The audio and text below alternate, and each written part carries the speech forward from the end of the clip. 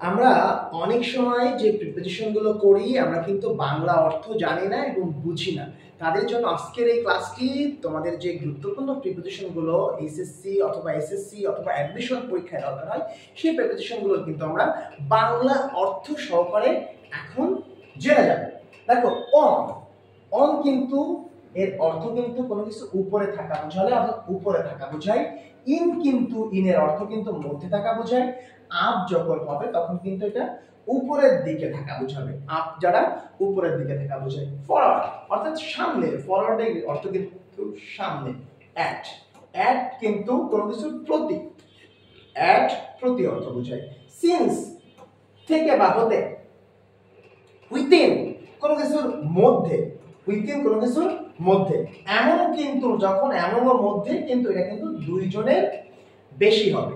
এমন যখন হবে তখন দুইজনের বেশি। অফ অফ হচ্ছে র বা এর। অফের বাংলা অর্থ কিন্তু র বা এর।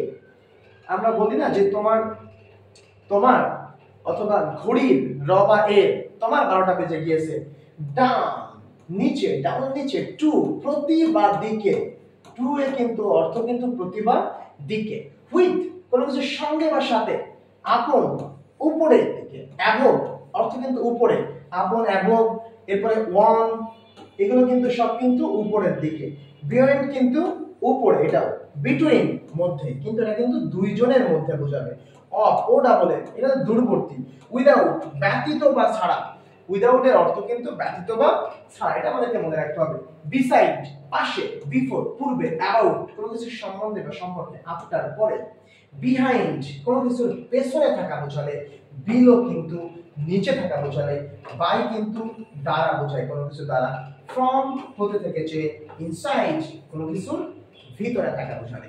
বন্ধুরা তোমরা যদি এইচএসসি 26-এর শিক্ষার্থী হয়ে থাকো আমার অনুরোধ থাকবে অবশ্যই অবশ্যই তুমি এইচএসসি ইংলিশ ফাউন্ডেশন কোর্সটি করে ফেলো। দেখো এইচএসসি ইংলিশ ফাউন্ডেশন কোর্স কেন করবে? এইচএসসি তুমি যদি মনে হয় যে একদমই তুমি তোমার গ্রামার সম্পর্কে কোনো ধারণা নেই তাহলে তোমার এই কোর্সটি তোমার জন্য।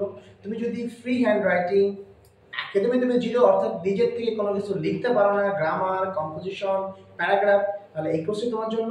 তুমি যদি একদমই ইংরেজির ফার্স্ট পেপারের প্যাসেজ পড়তে পারো না তাহলেও এই কোর্সটি তোমার জন্য, কারণ এই কোর্সে এই টপিকগুলো ধরে ধরে দেখানো হবে।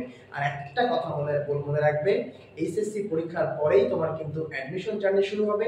ঢাকা বিশ্ববিদ্যালয়ে ভর্তি পরীক্ষায় মাত্র 8% 9% পাস করে। এই যে 92% 93% ফেল করে এটা কিন্তু মূল কিন্তু ইংরেজিতেই ফেল করে। আর এই ফেলটা কিন্তু তোমার আসে মূলত বেসিক ইংলিশের দুর্বলতার কারণেই। আমরা যদি এখন যদি এই দুর্বলতা কাটিয়ে উঠতে না পারি তাহলে কিন্তু ভালো কিছু করা সম্ভব না। তুমি যদি মেডিকেলে পরীক্ষা দিয়ে চাও সেখানেও তুমি কিন্তু ইংরেজিতে ভালো না করলে ওই সময় গিয়ে তোমার পড়ার সময় নাই। তুমি যদি গুচ্ছ বা রাজশাহী বা জগন্নাথ বা জাহাঙ্গীরনগর বিশ্ববিদ্যালয়ে পরীক্ষা দাও সেক্ষেত্রেও কিন্তু তোমার এই জিনিসটা কিন্তু বেসিক ইংলিশে অ্যাডভান্স হওয়া অনেক বেশি গুরুত্বপূর্ণ। তুমি যদি নার্সিং নিয়ে ভর্তি পরীক্ষা দাও, নার্সিং যদি ক্যারিয়ার হিসেবে করতে চাও সেখানেও কিন্তু অ্যাডমিশন পরীক্ষা দিতে হবে। এবং তুমি যদি ইংরেজিতে দুর্বল থাকো, বেসিক যদি ঠিকঠাক না থাকে সর্বোপরি তুমি কিন্তু ভালো করতে পারবে না। সুতরাং বেসিক ইংলিশের পাশাপাশি এইচএসসি যে অ্যাডভান্স ইংলিশটা আমরা A to Z যেহেতু এই কোর্সে শেষ করবো, তুমি ভর্তি না হলে ছটফট করে ভর্তি হয়ে যাও। তাহলে বাই বাই, টাটা।